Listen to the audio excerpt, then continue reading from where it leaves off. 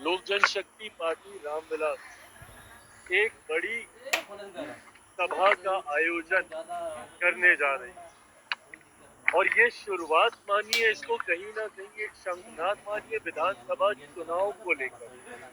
बिहार के अलग अलग इलाकों में 5-6 जिलों का इस तरीके से समूह बनाकर परमंडलीय स्तर पर करने की सोच थी, पर हम लोग 5-6 जिलों का समूह बनाकर हम लोग बड़ी सभाएं आयोजित कर रहे हैं, जिसमें पूर्णतः स्थानीय हमारी इकाई इसमें अहम भूमिका रहेगी, हमारे संगठन की अहम भूमिका रहेगी। इस बार भी कैमूर, रोहतास, आरा, इन तमाम जिलों को, औरंगाबाद, इन जिलों को मिलाकर हम लोग ये बड़ा कार्यक्रम आरा में हम लोग करने जा रहे हैं। इसके बाद अलग अलग कई और 8-10 ऐसी ही बड़ी सभाएं होंगी।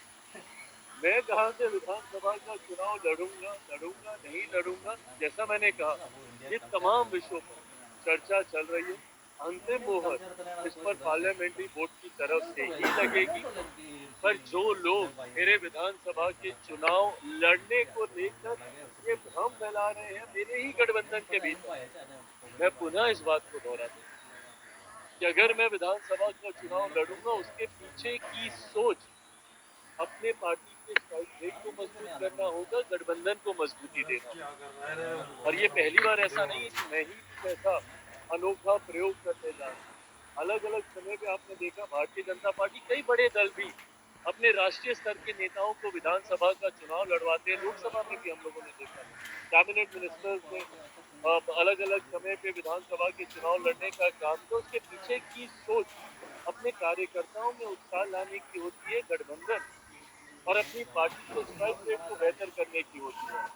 तो उसी दृष्टि के साथ इस विषय को लेकर चर्चा चल रही है।